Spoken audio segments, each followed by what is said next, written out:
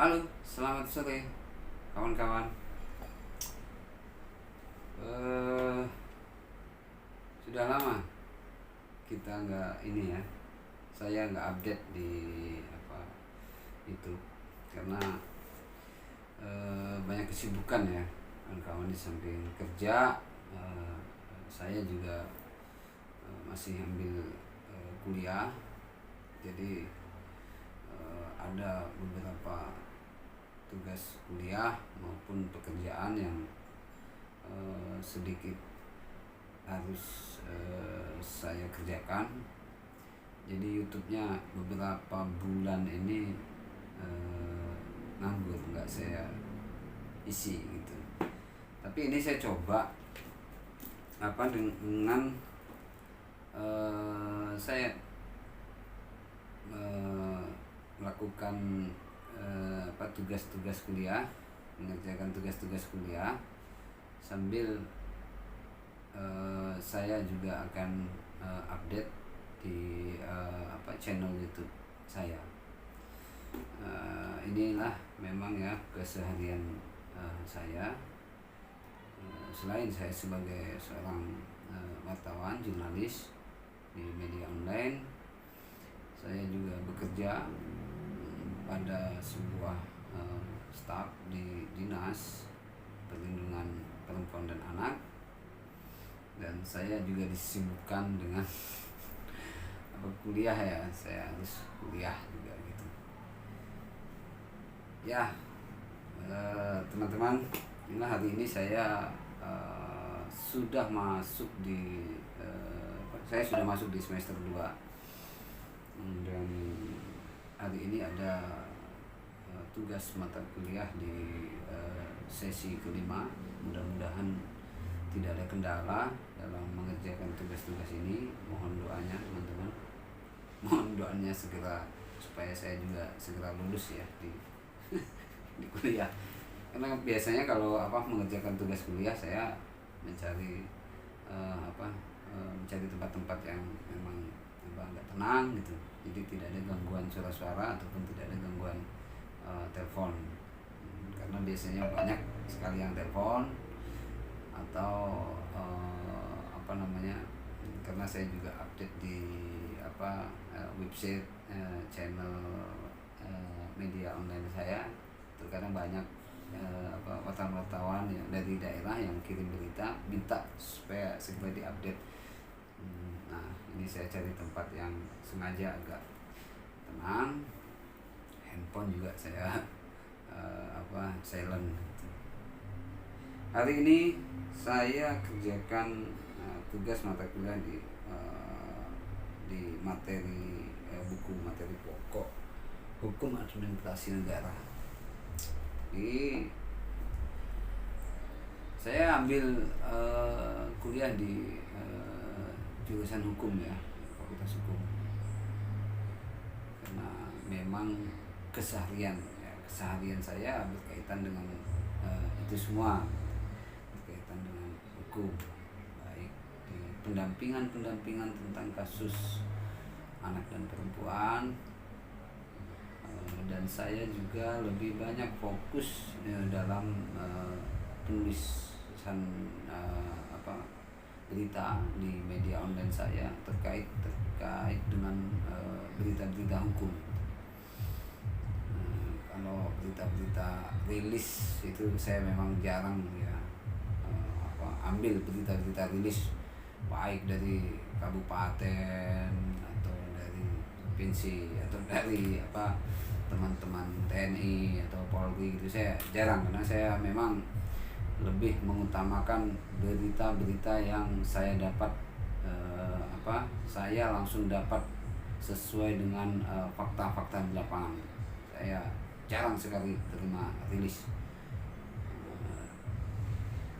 karena menurut saya berita rilis itu ketika kita tidak turun ke lapangan, tidak melakukan cek dan dicek di lapangan, yang kita takutkan adalah rilis tersebut masuk dalam kategori hoax.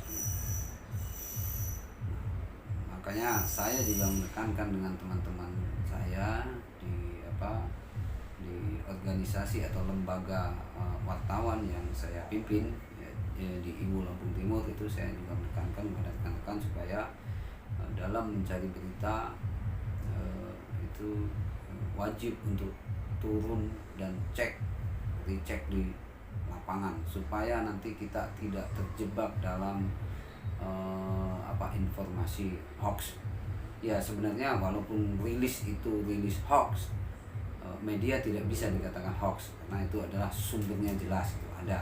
Hanya yang memberikan sumber. Nah, ini kalau yang memberikan sumber adalah bohong, memberikan informasi itu adalah bohong, maka dialah pemberi informasi, itulah yang pemberi rilis, itulah yang dikatakan hoax gitu. Ini mudah-mudahan teman-teman di Iwo, teman-teman wartawan yang lain juga melihat ya, menyimak channel YouTube ini gitu. Kita sama-sama hari ini bekerja di media sebagai jurnalis atau sebagai wartawan zaman now gitu. Jangan menjadi jurnalis atau wartawan zaman wow. Cuman duduk aja di kantor atau di rumah, terima rilis, lalu berita naik, padahal dia tidak cek. Saya beberapa kali teman-teman mendapatkan mendapatkan berita-berita yang dianggap sama mereka ini adalah tidak benar, atau berita ini berdasarkan informasi yang tidak benar, hoax gitu. Salah satu contoh, saya dulu pernah turun ke lapangan di Desa Nimbung, Kecamatan Gunung Pelindung, Lampung Timur ya. Nah, ada seorang media online yang menulis, saya rasa itu memang press release yang dilakukan oleh institusi gitu. Jadi setelah berita itu terbit, warga ini protes bahwasanya ini tidak benar beritanya. Maka saya dan teman-teman itu turun ke lapangan di desa tersebut dan menanyakan seperti apa yang sebenarnya, seperti ini. Lalu saya tulislah apa kata warga, termasuk langsung keluarga yang mengalami kejadian. Saya juga mencari saksi-saksi di beberapa tempat. Jadi selain saya bertemu dengan orang yang langsung mengalami kejadian, saya juga mencari saksi-saksi beberapa orang untuk mendapatkan keberimbangan berita, termasuk kepala desanya, kepala dusunnya. Saya juga coba mengkonfirmasi dengan pihak yang mengirim rilis, pihak institusi tersebut. Lalu, itulah yang kita sajikan ke publik. Ada dua informasi dari institusi dan dari warga gitu, dari pihak-pihak yang maka mulai dari situlah saya menekankan kepada rekan-rekan, seperti ini nantinya. Jadi berita itu dikecam oleh masyarakat karena menurut masyarakat itu tidak benar. Makanya kita jangan hanya mau terima rilis dari manapun, rilis itu dari manapun, baik dari dari pemerintah, dari institusi, dari lembaga. Kalau kita tidak cek dan dicek, jangan dulu dinaikkan. Kita harus cek dan dicek, mencari kebenaran, memperbanyak narasumber. Semakin banyak narasumber yang kita ambil keterangannya, maka semakin kaya informasi jurnalistik kita. Tuh, kan kalau ini ya, pengalaman di dunia jurnalistik. Saya sendiri juga masih belum begitu matang dalam dunia jurnalistik, tapi saya terus belajar gitu. Saya terus belajar dan belajar untuk menjadi ya yang supaya lebih baik gitu lah. Itu teman-teman, di dunia jurnalistik yang saya saya kerjakan. Saya juga bekerja bersama teman-teman di dinas pemberdayaan perlindungan perempuan dan anak di Kabupaten Lampung Timur, di mana saya juga menjadi salah satu pendamping untuk korban kasus-kasus kekerasan. Dalam dampingan ini terutama yang kita berikan kepada korban adalah layanan ya. Kita bukan pengacara, bukan, tapi kita adalah pelayan. Ketika ada korban, maka kita akan memberikan layanan apa yang dibutuhkan oleh korban. Biasanya korban kasus kekerasan anak dan perempuan ini mengalami trauma.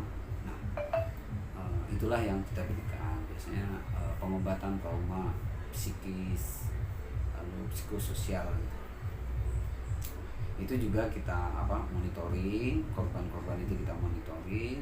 Biasanya kalau anak ya, korbannya anak itu kita monitoring sampai dengan 6 bulan gitu. Jadi kita lihat terus perkembangannya sejauh mana si korban ini apakah dia dengan traumanya itu menjadi turun mentalnya, atau setelah dilakukan pelayanan menjadi lebih baik. Nah, itu terus kita monitoring sampai dengan 6 bulan. Nah, itulah tugas kerja saya di bersama teman-teman di dinas PPPA. Selain itu saya juga menjadi petani. Saya juga beternak sapi. Jadi cuman saya tidak bertani sendiri, nyangkul sendiri, enggak, atau saya mencari rumput untuk sapi saya sendiri, enggak gitu. Ada yang bekerja. Itu teman-teman. Oh ya, ini tadi saya coba saya dapat informasi ada durian montong dari Medan. Kayaknya saya tadi coba beli durian montong ya. Ini duriannya besar, baunya menyengat, dari Medan. Kayaknya bagus sih. Nah, ini duriannya seperti ini. Wow, mantap. Saya coba, bismillahirrahmanirrahim.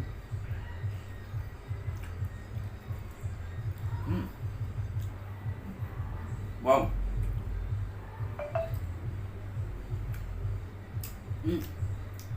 Gitu dulu teman-teman, enak banget nih duriannya.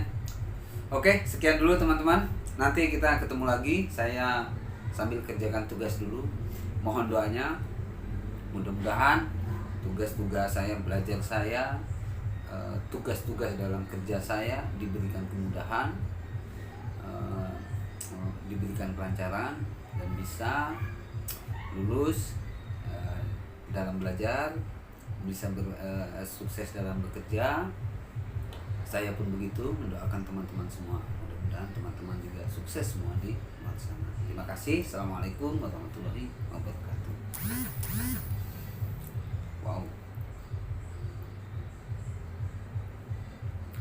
Wow.